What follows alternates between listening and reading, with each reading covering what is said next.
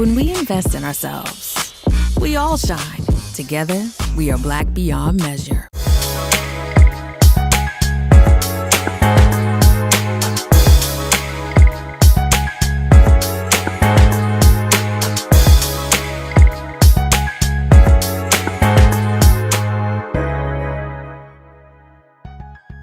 I'm Deborah Owens, America's Wealth Coach, and it's time to get wealthy.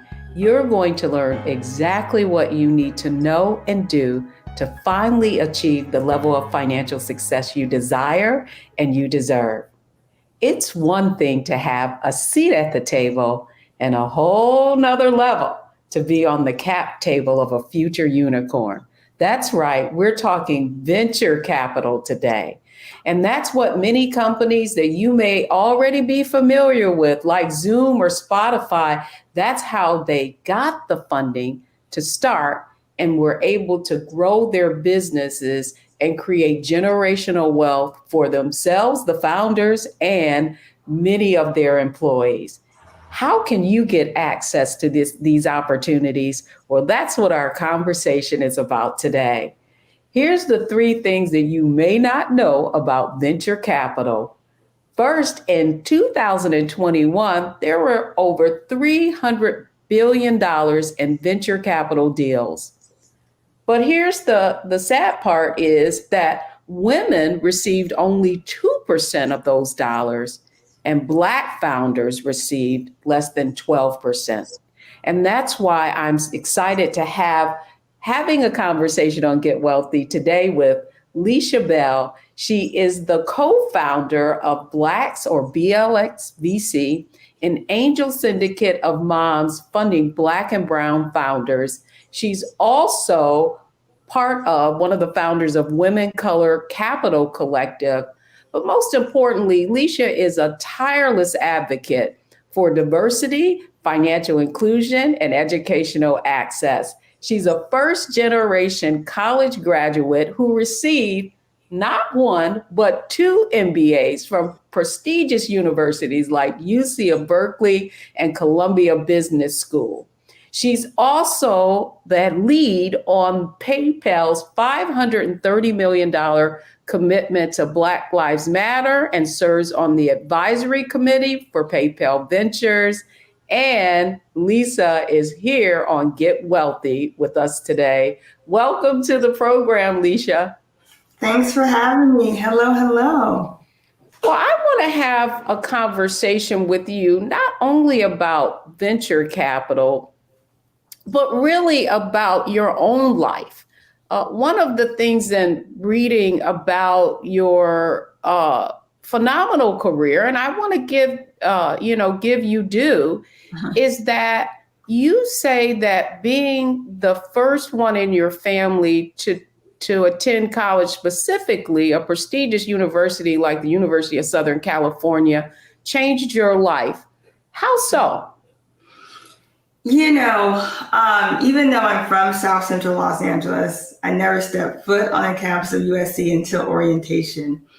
And I was unaware about the access that I would be given just by entering that university, gaining a network of well-established individuals, gaining the academic intellectually to feel like I could compete in the world, and getting that confidence to really execute on my dreams was really grounded all by going to that university. So, I mean, that changed everything for me. It changed everything. And not only that, but Alicia, you went on to get 2 MBAs. Talk to us a little bit about why and what that journey was like. Yeah, so I was that person who, barely made out of undergrad and said, I'm never coming back. That was me. But after I started working in corporate America and was looking for progression, I knew I needed to have an advanced degree of some sort. And the MBA was really that great generic business degree that could get me there. And even though I had one great school behind me, it really wasn't enough as a Black woman. You really have to prove yourself. So me taking did my business at Berkeley and Columbia, because being bi-coastal matters, and leaving California and having new experiences and adding more of a global footprint to my experience was so critical. And it just gives people the confidence that they can reach out to you. It encourages them to say, you are well connected, you have been proven. And I needed that, because it took me 10 years to go back to school. Okay. I was older when I went back to school. I applied several rounds. I took that GMAT several times. So it was not an easy thing. It took me 3 years to actually get into business school, and already took me 7 years just to apply. So it's never too late to do it. But once I did it, it added that additional runway I needed to make it through. I love that you said runway, but one of the things I find in coaching specifically Black women is that oftentimes we will go to these prestigious universities, but we really won't leverage the networks that those universities provide, even though we've spent, serious dollars, right? Yes. Serious investment. And so I really would, before we really get into the conversation, want to talk a little bit about how you leveraged, right, that academic accomplishment to impact your career. Yeah. I do think I don't ask enough. I have 3 schools behind me. And I think I need to ask them to do more. But one way that helped me was that I became really active. I'm a really active alum in these schools. I ran the alumni clubs, and it forced me to just stay in the network and keep it alive and active. And activating that network is part of the relationship building that has to happen after you graduate. And those really multiplied in what I thought I could see for myself, how they saw me, expanded my leadership skills. And I think we have to keep using that muscle, just like we're in school again, to keep it alive, because it's extremely fruitful. And we just have to utilize that. And I know it's hard to ask, but people are willing and eager to support you in your success. Like, let's start with that as like our basis point, and not that we're burdening, because, as a Black woman, we get asked all the time. All the time. And so I think it's okay to shoulder that weight and ask for help when you need it, and tell people when you're looking for a job, tell people when you're not being fairly compensated, ask for second opinions. Like, all this is critical to us being successful. We just had Black Women's Equal Pay Day yesterday, which is setting back, because we're still not, we're getting further back and getting equal pay, because we're not having these conversations that we have to have. You said something really interesting that I think is a clue to leveraging your connections. And it was not that you were involved in the Alumni Association, but that you were engaged and took on some leadership positions. So my next question to you is, what role has exposure played in your achieving the kind of success that you have in your corporate career? Yeah, I think being silent gets you nowhere. And, even internally and externally. So I volunteered, I ran the Black employee group at probably every company I've worked at to date. And, but I was forced to speak out, because so many employees were telling me their stories of internal racism, inequities in the company, and I was to be that voice because I had access. I always joke, I'm not at the bottom, I'm not at the top, I'm somewhere in the middle. I can push through. And I do believe we have to speak up, and I tell people, you have to write it, you have to say it. And that's how we push our own narratives out there. I own my own social media. I push the stories I want about myself and my people to see, because I am a lot of people's only Black friend. And I know if I don't tell them, they don't know. I mean, I had one colleague said, Alicia, you're the only Black person I know that talks about. Well, we got to change that.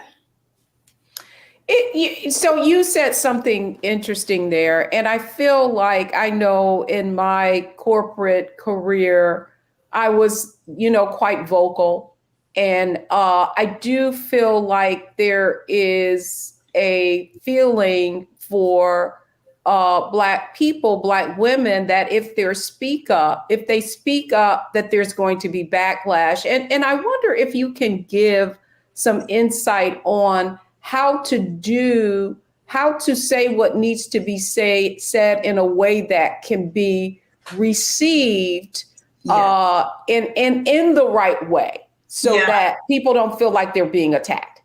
Yeah. So I would say I started off, being angry, unable to control my emotions, having rage. And I've had Black aunties at work pull me like this and say, girl, you better get it together.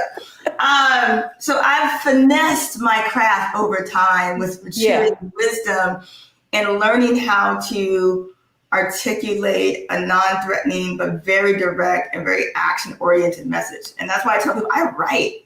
I wrote a business plan on the 535 commitment. I wrote a why, here's a proposal, here's some next steps. Like, people respond to that in a meaningful way. And I think you just have to not, kind of soft, and then you go in. But when you write it, it's very precise. I think when we talk, it's super emotional, and it's hard because this is our lives and our lived experience, but it's not everybody's. And so we have to get it to where people can understand it and to digest it and receive them and give them that time and space. Like, I do think it's something that I've worked to craft over time. That is so good. That is great advice. That's a great takeaway. And that is to write it down, make it plain before you voice it. And, I remember this anecdote, if you will, that said, is it kind? Is it nice? You know what I mean? Like, is what you're about to take out of your mouth, say in words, does it meet this criteria? Love this. When we come back, the formula financial success that we use on Get Wealthy is mindset, strategy, and execution. And I want to have our conversation in that framework, but more about you personally giving.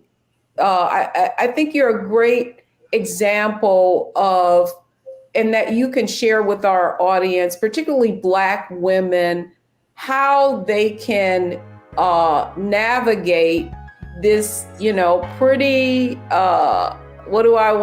challenging work, social environment to achieve financial success. So when we come back, more of our conversation with Alicia Bell.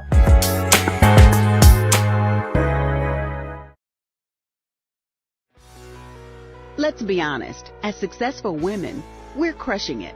Maxed out 401k and Roth IRA? Check. Aggressive savings and investments? Check.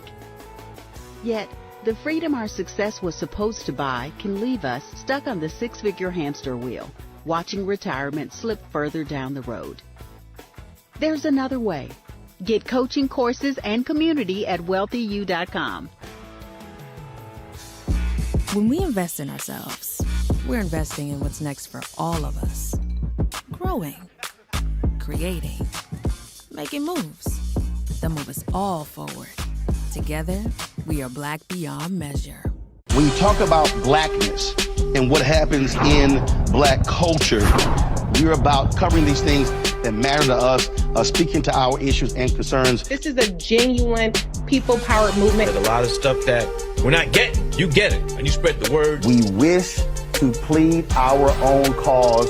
Too long have others spoken for us. We cannot tell our own story if we can't pay for it. This is about covering us. Invest in Black-owned media. Your dollars matter. We don't have to keep asking them to cover our stuff. So please support us in what we do, folks.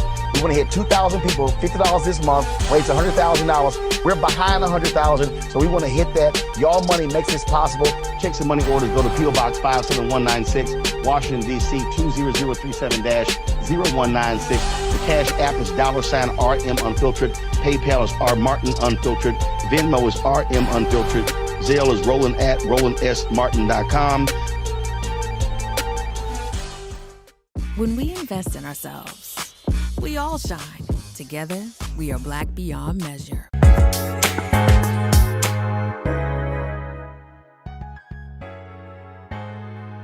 Welcome back, everyone. I'm Deborah Owens, and I am having a wonderful conversation on Get Wealthy today with a powerful sister. Alicia brings over 20 years of demonstrated technology, innovation, focused on digital, on fintech, really is how I would describe it. But what you may not know is that she is currently at PayPal Venture, where she leads the Economic Opportunity Fund, $100 million investment into emerging fund managers. Let's bring Alicia Bell back to continue this conversation. And I want to start with mindset. Now, come on now, Alicia, you're in tall grass.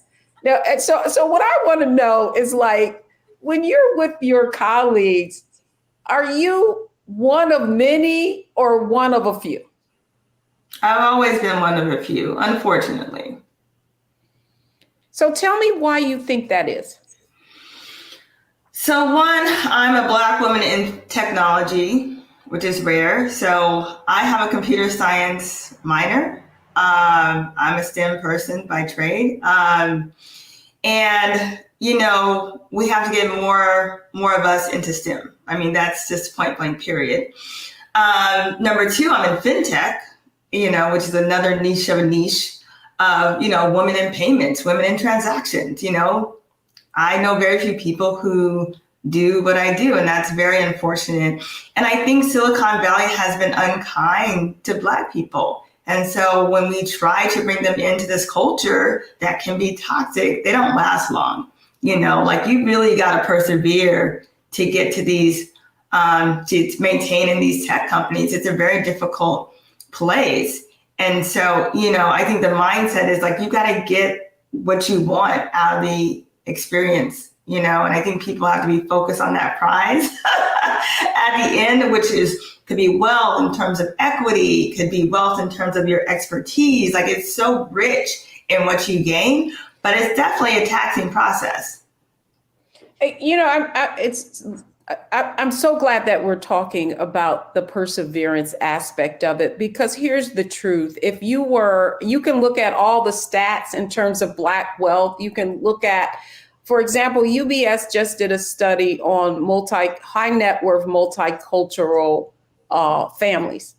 And when you look underneath their numbers, one of the things that you see in the different demographics of African American, Asian, Hispanic, is that a great deal of that wealth came from earnings, and those earnings were in the technology sector. So, you know, you got to go where the growth is. And I know that the statistics show that for Black women, many of us go into these careers or industries that don't provide that kind of opportunity.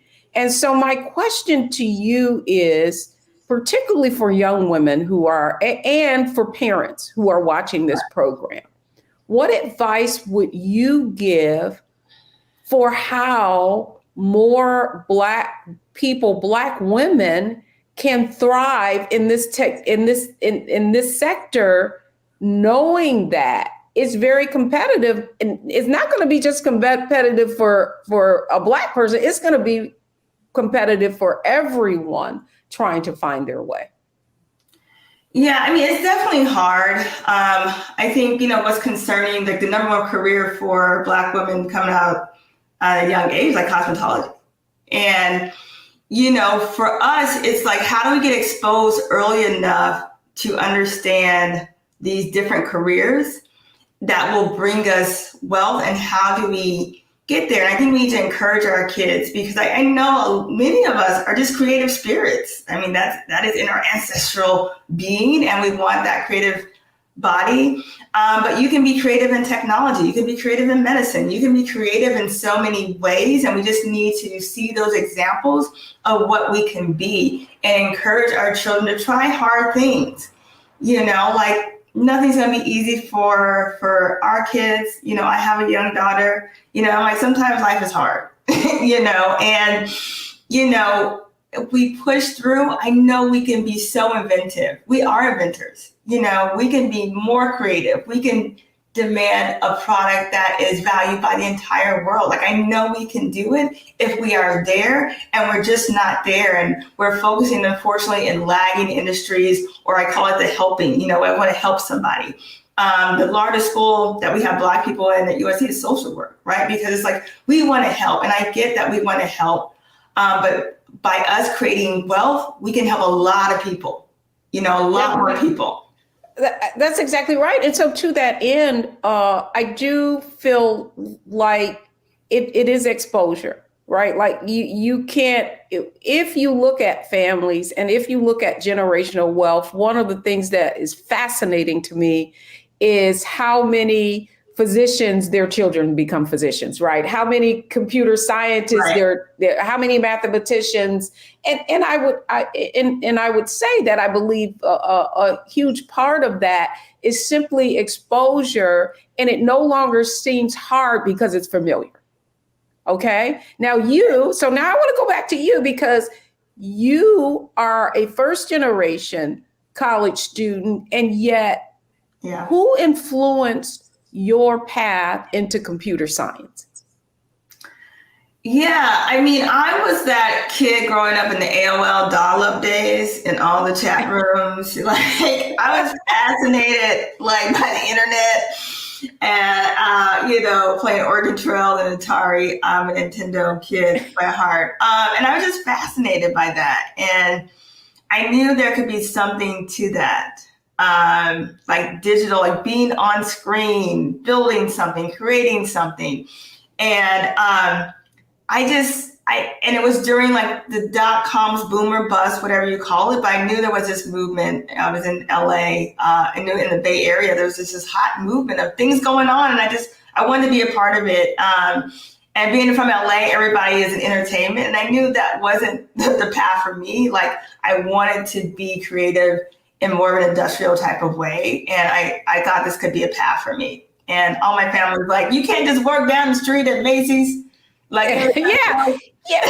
But to that end, though, I'm interested, though, like you were interested in tech. And if we look at the stats, what we see is that Black folks over-index in usage of tech, right? Particularly, you know, our young folks, we are doing a lot of creative things, but we may be on the software side. We're not on the hardware side, right? And so I would love your views on your perspective on what needs to happen in order to expose our youth and younger folks to what careers could be if they actually understood how to build it rather than just play on it.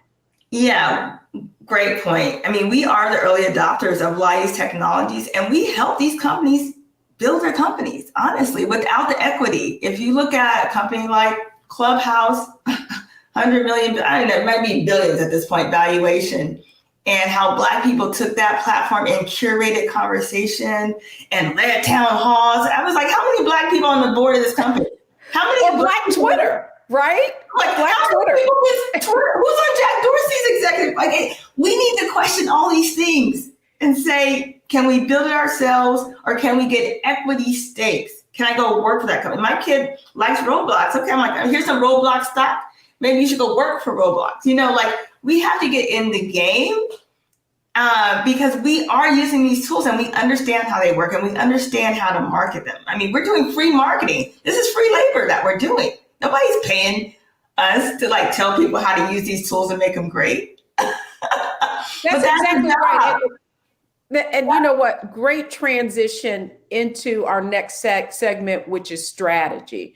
So I really want, when we come back, to talk about the strategy that Black folks need to take in order to shift from being that consumer to that owner, right? That earner into that shareholder, right? When we come back, that's the next part of our conversation. Don't go anywhere, folks. This is Get Wealthy right here on the Black Star Network.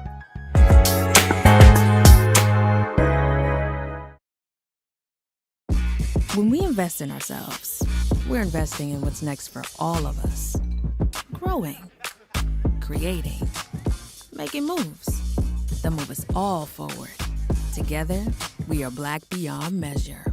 Hi, I'm Dr. Jackie Hood Martin, and I have a question for you. Ever feel as if your life is teetering and the weight and pressure of the world is consistently on your shoulders? Well, let me tell you, living a balanced life isn't easy. Join me each Tuesday on Black Star Network for A Balanced Life with Dr. Jackie. We'll laugh together, cry together, pull ourselves together, and cheer each other on. So join me for new shows each Tuesday on Black Star Network, A Balanced Life with Dr. Jackie.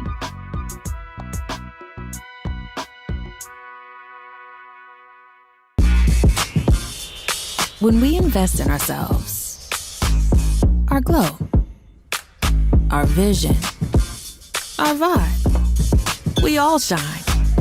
Together, we are Black beyond measure.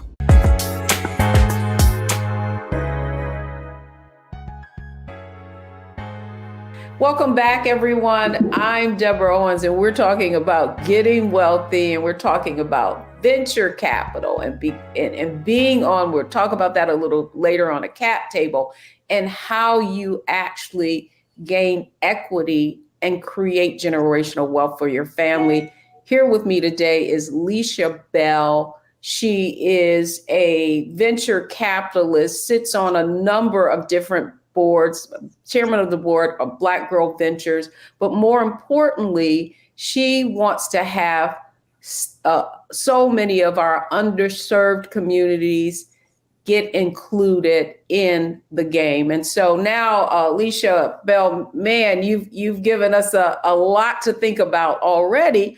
Now I want to talk about the strategy. You talked about the fact that your daughter, you're talking about, if you love this, let's look up the stocks. What kind of strategies do folks need to have in order to get in the very lucrative area that you're in? And that's early stage investing, where significant dollars are made. I talked about, not only being at the table, but being on that cap table. So would you explain to our audience for a moment, just actually what venture capital is and why it is so important for us to be included in terms of funding our business as well as investors? Yes, so venture capital is a form of private equity of various stages. So if you're an angel, you're putting your personal money into these companies. If you're a VC fund, you're putting institutional funds into these companies. But this is essentially called, we don't have to pay you back money, like go be great money, which is different than small business lending, which is, here's the interest rate that you have to return this in a certain amount of time, right? So the goal in venture is like, we're going to put this amount of money into your company for a percentage of ownership that we're going to get back, hopefully 10x, 50x, when you have an exit, which is essentially an acquisition or an IPO. Love it. And that's that. So that was very succinct. However, the other aspect of this that I feel like our audience needs to understand is that there is limited access into these deals because you either have to have, well, first of all, you have to know about them. And second of all, in order to participate in certain areas of venture capital, it's considered accredited investing, and you have to have a certain financial standing.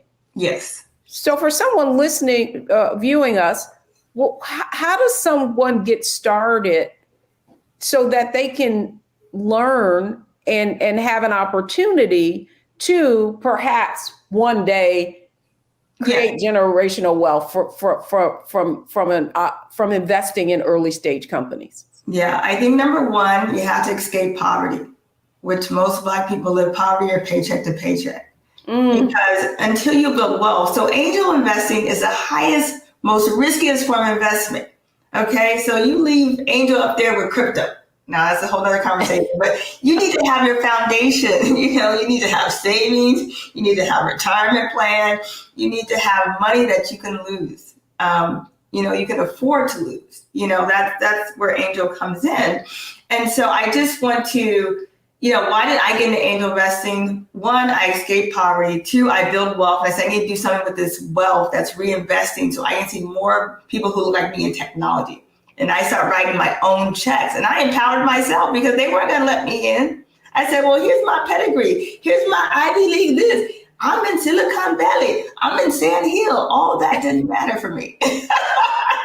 So I just wrote my own checks, and that's really. When you say you wrote your own checks, explain what that means. So you couldn't get in the big deals. So you started writing, taking your own investment capital and investing it in early stage companies, but as an angel investor, as opposed to have someone inviting you into a deal. Exactly. So most marginalized people, the first round is called friends and family. And most of us don't have friends and family that have about $200,000 to just write a check. We don't have that. And so we rely on what we call angels. And so angels are accredited. You do have to have $1 million net worth or earn income of $200,000 a year, $300,000 if you're married. And with that qualification, you can write your own checks and say, I'm going to personally invest in you. I care about this business. I'm going to back you. And so once I write my check, you're going to be great because I'm going to ensure that you are great. I'm going to get you to later stage funders. I'm going to back you in all the ways to make you successful because it's very personal. It's my own check. It's not what they call OPM, other people's money. It's my money. And I want you to be great. And so that's the difference in an angel investor versus the institutional investor. And so to that end, I think what we also need to help our audience understand is for Black businesses, and I stated that number, $300 billion in VC deals last year, only 2% to women, and then only 1.2% to Black founders. Traditionally, if you're an entrepreneur, you probably did what I did, bootstrapped it, use some of my retirement savings, leverage some insurance cash value to really, keep moving forward. Yeah. How can more Black founders position themselves so that they can get angel and equity investment? Yeah, so, there is a categorization that is considered venture backable, and there are companies that aren't venture backable. So you're a small mom and pop's business, they're not considered venture capital. But if you are designing a product that you want to scale with technology backing you, then that's venture backable. And I think we should put more and more companies in that category. And, bootstrapping is not bad. It's not a bad term to build by yourself. But when you have a product, or we call it MVP, or something that's viable that you can sell to other people, that's when we have to shift and say, okay, how do I scale faster? How do I reach market? And I think we have more companies that could be in this category that people are saying, oh, no, it's not that, it's not this. And you have to try. Well, tell me about it. As someone who personally pitched a fintech product, who had experience, great corporate background, already a product where people were buying it. And I mean, it was crickets. I felt like I was invisible. Here I am, this middle-aged Black woman who just stood out, like a sore thumb, if you will. And it's like nothing, great presentation, great idea, great, great this and great that. And so I do feel like that many of us are out here pitching, and we know that we have a scalable idea. We have proof of concept. Yeah. So I guess my question to you is, in terms of a non-technical founder, right? Yeah. Wanting to transition into the tech space, what advice, because that's when you can scale, right? And that's when oftentimes investors do see unique potential. What advice would you give them?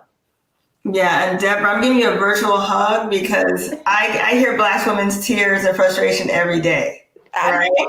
And I'm like, give me a hug. Just give me a hug. Because it is hard. It's not because you're not qualified, you don't have a product, right? It's because they're writing you off. They're writing you off and say, oh, you're not technical? Huh. You know what? Go get a CTO that is technical, that you trust. I see so many founders outsource their IP or offshores. And that's, you don't have ownership of that. Like, you got to keep it in-house. Find somebody you trust who can take those calls and help build your own confidence into the technology that you're building, right? And partially, Deborah, you didn't know I was in PayPal Ventures when you had a fintech product. You didn't know you could have called me, but now I'm here, okay? Like, yes. I want Black people building fintech products.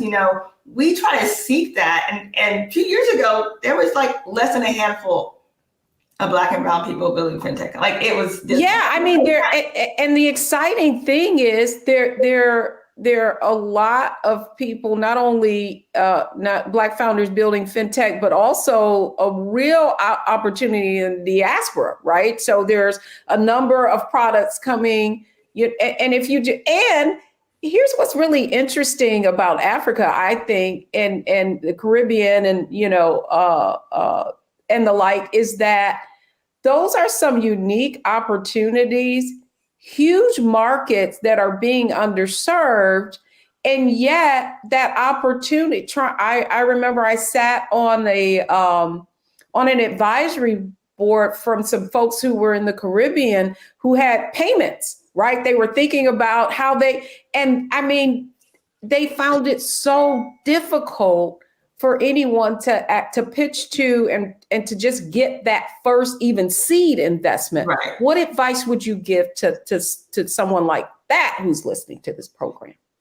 That's why we need Black angels. We have to seed ourselves. We have to be the first check in.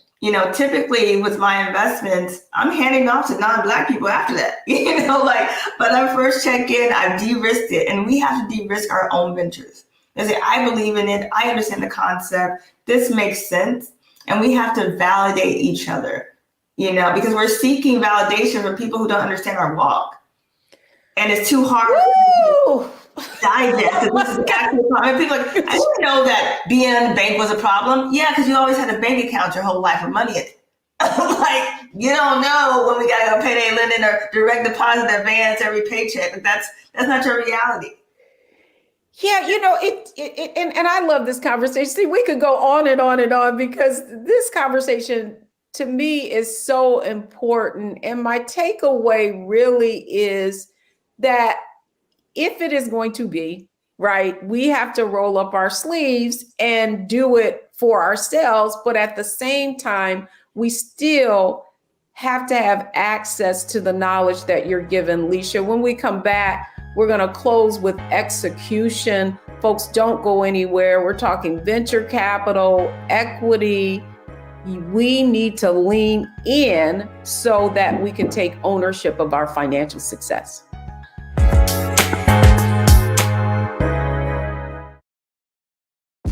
When we invest in ourselves, we're investing in what's next for all of us. Growing, creating, making moves that move us all forward. Together, we are Black beyond measure. When you talk about Blackness and what happens in Black culture, we're about covering these things that matter to us, speaking to our issues and concerns. This is a genuine people-powered movement. There's a lot of stuff that we're not getting. You get it, and you spread the word. We wish to plead our own cause. Too long have others spoken for us. We cannot tell our own story if we can't pay for it. This is about covering us. Invest in Black-owned media. Your dollars matter. We don't have to keep asking them to cover our stuff. So please support us in what we do, folks. We want to hit 2,000 people, $50 this month, raise $100,000. We're behind 100,000, so we want to hit that. Y'all money makes this possible. Checks and money orders go to P.O. Box 57196, Washington, D.C. 20037-0196. The Cash App is $RM Unfiltered. PayPal is R Martin Unfiltered. Venmo is RM Unfiltered. Zelle is Roland@RolandSMartin.com. When we invest in ourselves, we all shine. Together, we are Black beyond measure.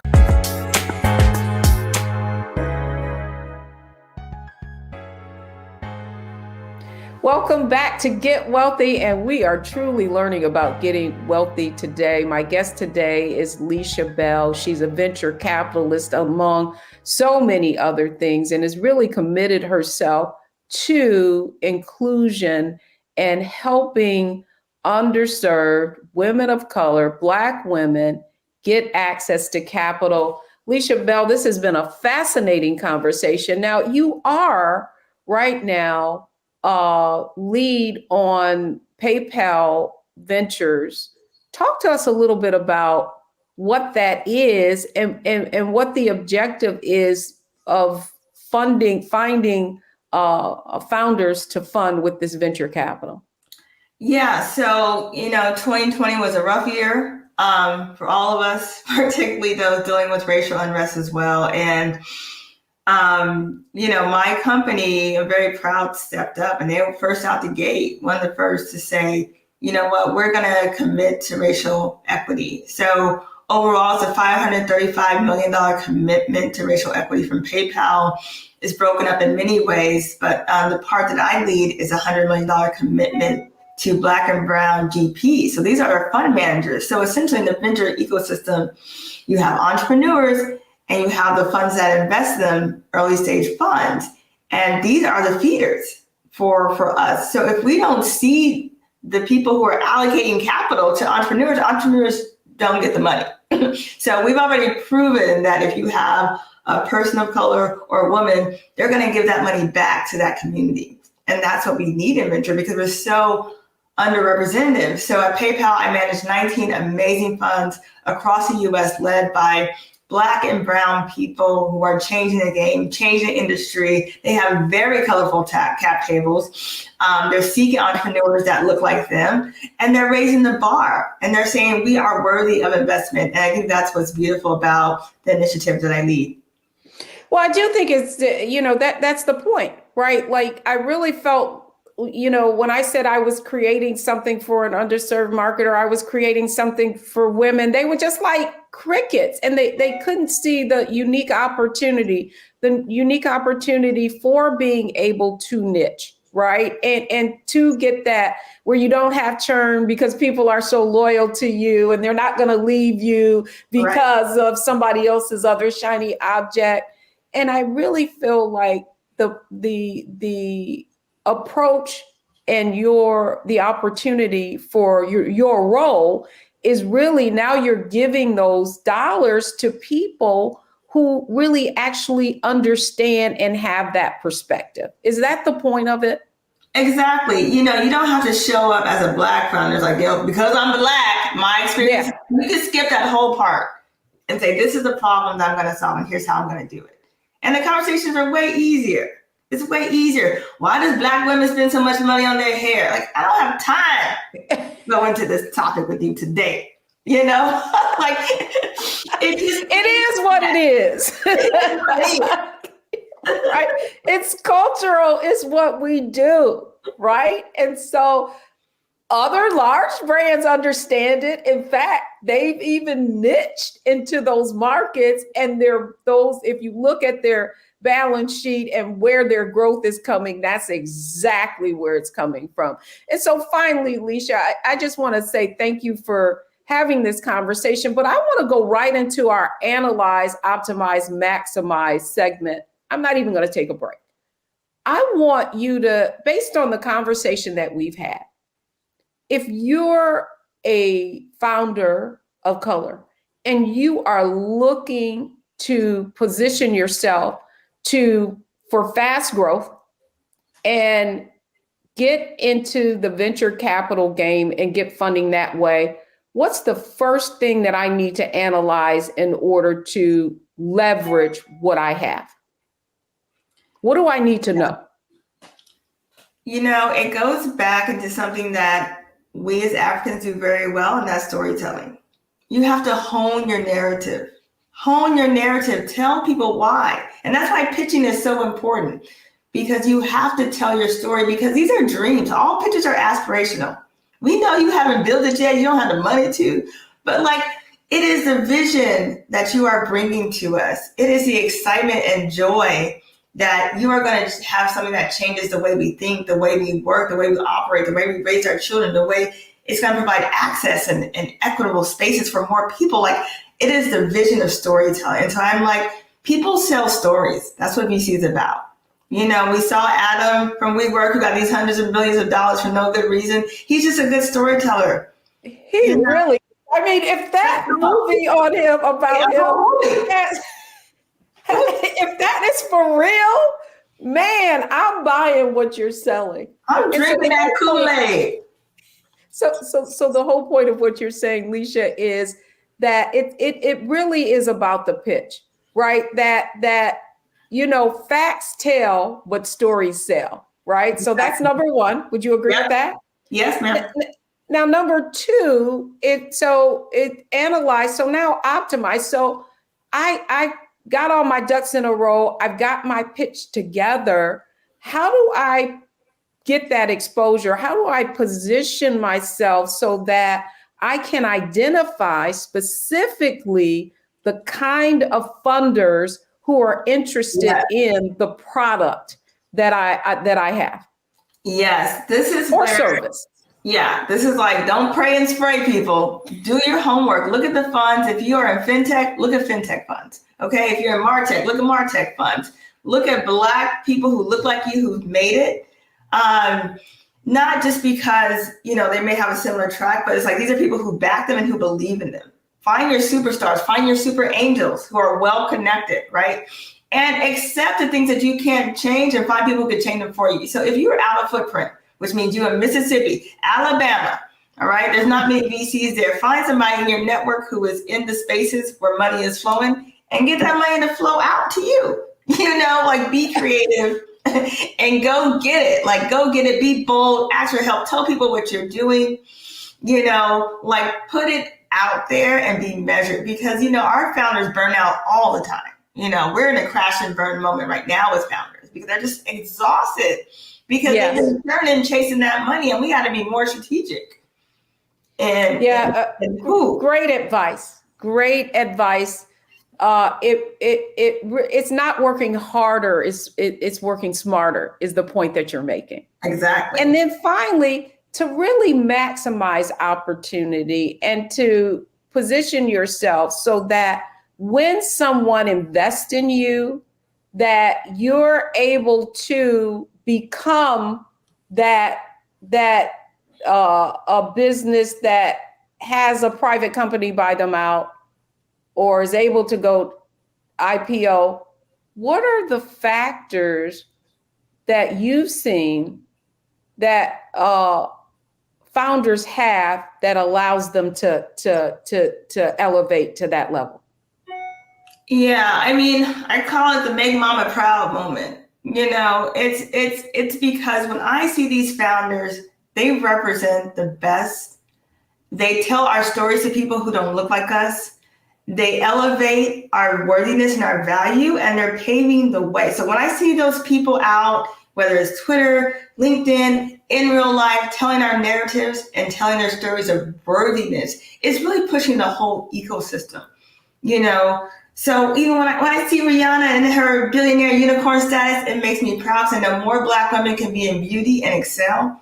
You know, like, it is inspirational. And they're doing it in ways that people never thought we could do. When I see Lizzo saying, we're going to get the big girls in here, we're going to get some shapewear with, like, partnerships. Like, those things expand the market. Our markets are underserved. I'm an investor in Young King Hair Care, which is about little boys' hair care. Black boys have hair too. There's no product for Black boys, literally on the market till they came on. It's like, this is a market that needs to be served. And we are so underserved that there is so much opportunity. And I love to see when founders disrupt these narratives that we don't need it or doesn't exist or it's not necessary, because it is necessary. Alicia, this was so good. This was so good.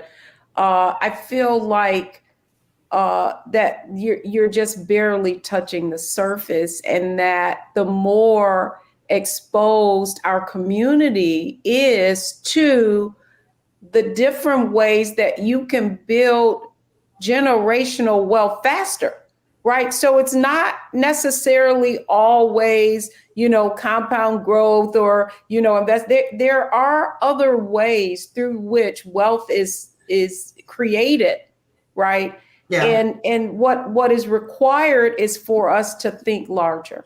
So just leave us with one nugget of wisdom. Be your best, bold, courageous self.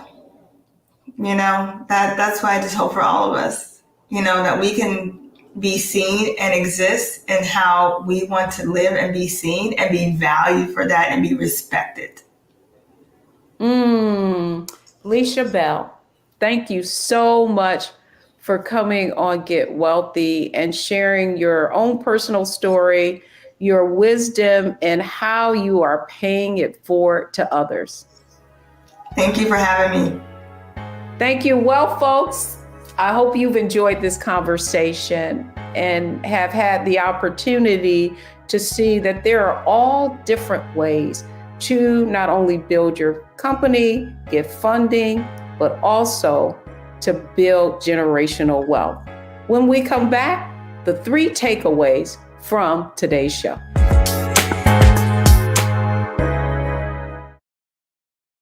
When we invest in ourselves, we all shine. Together, we are Black beyond measure. Hatred on the streets, a horrific scene, a white nationalist rally that descended into deadly violence. White people are losing their damn minds. As an angry pro-Trump mob storms the U.S. Capitol, we've seen We're about to see the rise of what I call white minority resistance. We have seen white folks in this country who simply cannot tolerate black folks voting. I think what we're seeing is the inevitable result of violent denial. This is part of American history. Every time that people of color have made progress, whether real or symbolic, there has been what Carol Anderson at Emory University calls white rage as a backlash. This is the rise of the Proud Boys and the Boogaloo Boys. America, there's going to be more of this. Here's all the Proud Boys, Dave. This country is getting increasingly racist in its behaviors and its attitudes because of the fear of white people. The fear that they're taking our jobs, they're taking our resources, they're taking our women. This is white fear.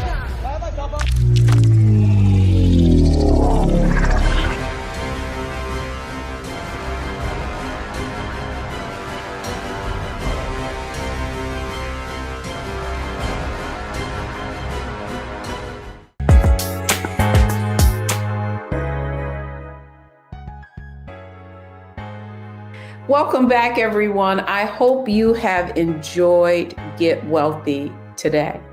So here are the 3 takeaways from today's show. Number 1, we have to really position ourselves in industry that are going to allow us to build wealth. Number 2, we've got to escape poverty so that then we have the opportunity to write the checks and be able to invest to build wealth. And then finally, and most importantly, we need to work smarter and not harder. That's going to do it for this episode of Get Wealthy, only on Black Star Network. I hope to see you right back here next week.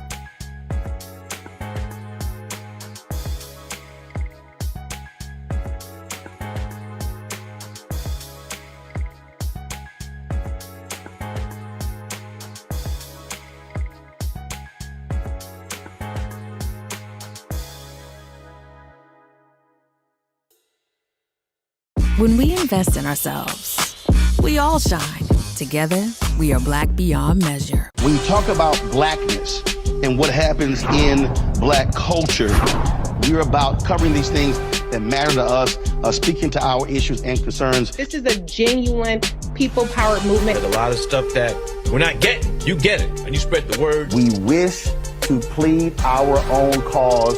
Too long have others spoken for us. We cannot tell our own story if we can't pay for it. This is about covering us. Invest in black-owned media. Your dollars matter.